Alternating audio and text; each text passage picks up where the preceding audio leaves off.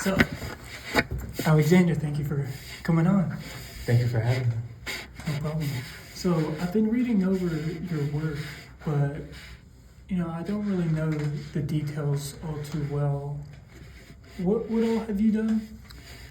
Well, my name is Alexander Fleming, and I discovered penicillin. That's my big discovery and claim to fame.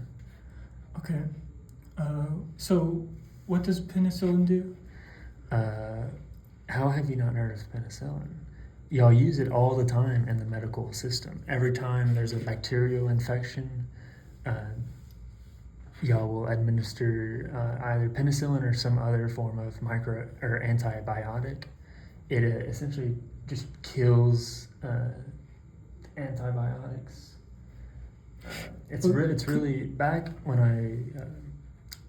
it was first discovered. It was the wonder drug. Couldn't you just pour alcohol in the wounds, though?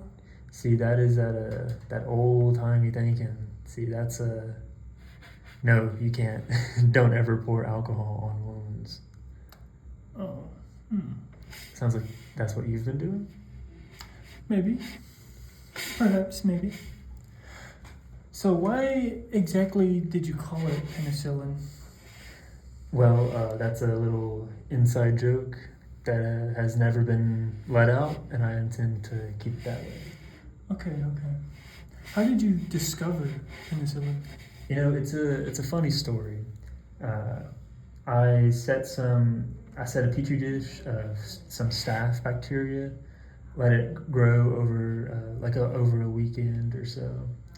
Went on holiday with me and the wife. We went to her horrible family.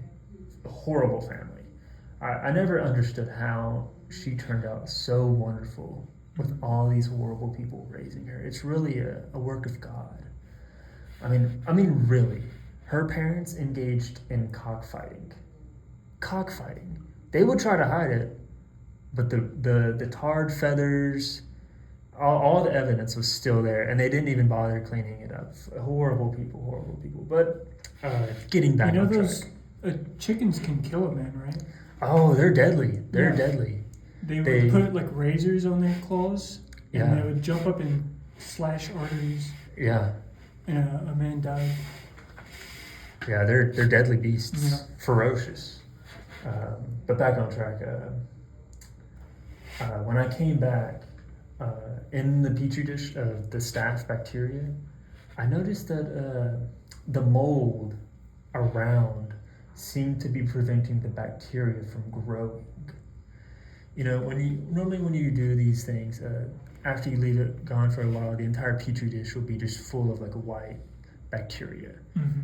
But this one, it was some bright white, not like the normal cream colored white, bright white, like mold in the center with a good border, probably a centimeter border around of clear space, preventing the staph bacteria from growing closer. Mm-hmm. So that was very odd for me, coming back from this horrible holiday vacation, coming back to discover something new. So it was a new thing that you've never seen before at that point? Never seen before. And I kind of worked with it a little bit, and I reliably was able to put the new discovered penicillin in the staph bacteria, and result after result was the same. The bacteria was being killed off by this mysterious mold. Mm. When I went to publish my discovery to the Medical Research Club, my peers showed little interest in my work. I don't know what it was about my work that they didn't like, but I suspect it's because they don't like information that contradicts the incorrect information that they have already learned. That's just my theory on it. Yeah, well, that seems to be human nature most of the time. Right. Yeah. But that didn't deter me. I enlisted several chemists who I thought were leading experts in their field. But you know what? Do you know what I think? I think they didn't have a clue with what they were working with. I don't think they understood how golden this egg was. And, we worked for a few years on this miracle drug, and, they just didn't know how to tame this beast that we had captured. And Professor Harold Reistrick, a quote-unquote expert in the fungal substances, declared the production of penicillin for therapeutic purposes almost impossible. Think about that. Something that y'all use every day. Billions and billions of gallons of penicillin is used every day to treat the sick. And this quote-unquote expert in his field, do you know what he said? He said it was almost impossible. How absurd is that?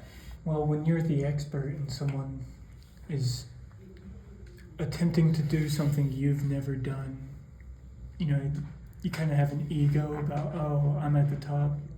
Nobody else can do it. Right. And, that's where, I never should have done this, but I listened to him. I gave up on penicillin. Mm-hmm. See, most people think that I'm the one that distributed it to all these different hospitals and stuff, but I gave up. As much as I hate to say it, I gave up. I surrounded myself with negative people and gave into that negativity.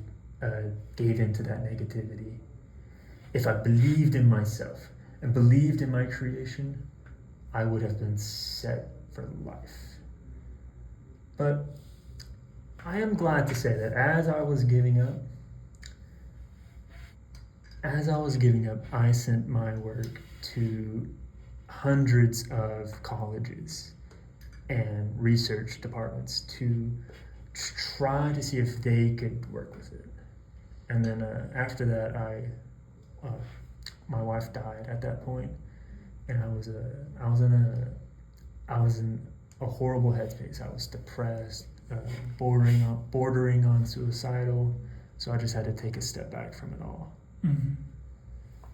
And funny enough, 10 years later, some young lads, Howard Flory and Ernest Chain, they're the ones that actually picked up where I left off, and they're the ones that distributed it to the entire world.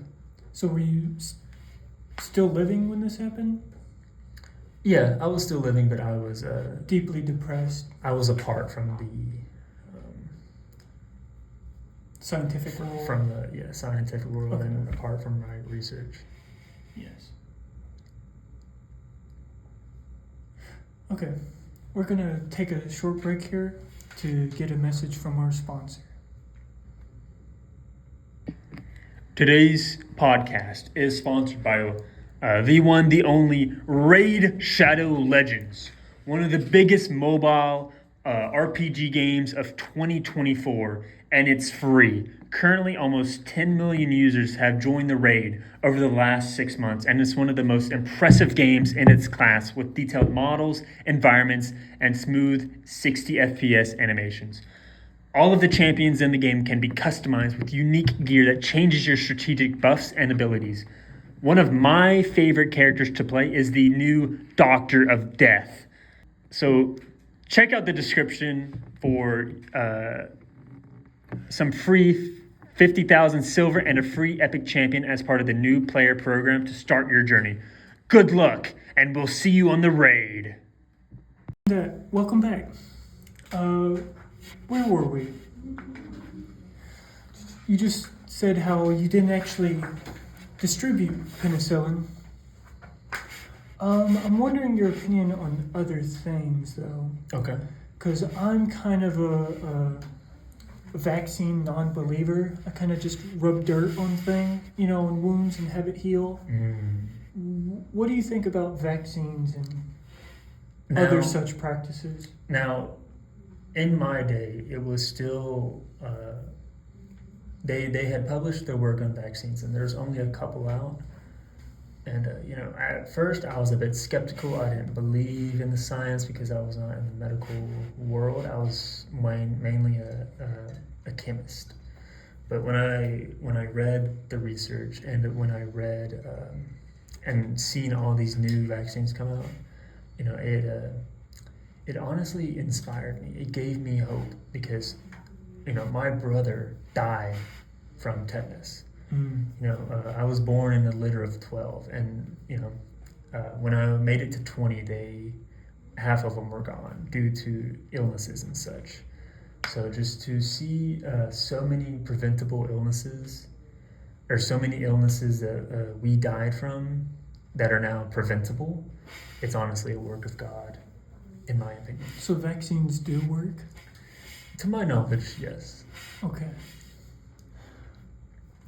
What do you think about, I don't know if you know about this, but there's a new pill out to help you lose weight, correct? Ozempic? Oh, Ozempic. Hold on. Do you mind if I read about it? Do you mind if I read about it while we hear a message from our next sponsor? Yeah, let's get our next sponsor. Carnivore, the book. It's a new carnivore diet book that tells you how to eat the carnivore diet.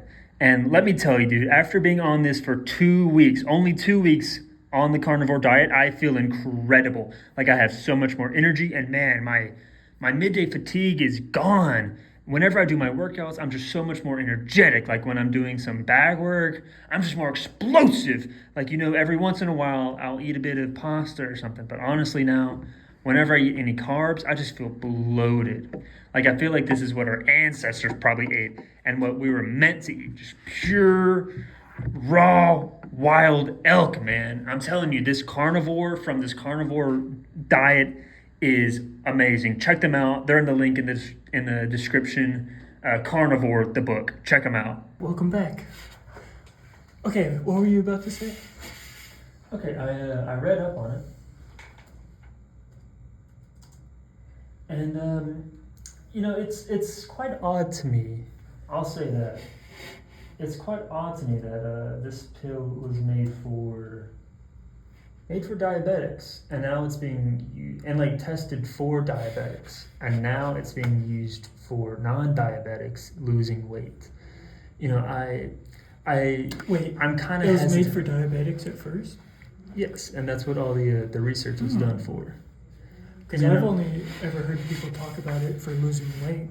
See, that's where the common misconception comes, I believe, because it helped diabetic people lose weight, so they associated it with weight loss. But it wasn't actually meant for weight loss. It wasn't.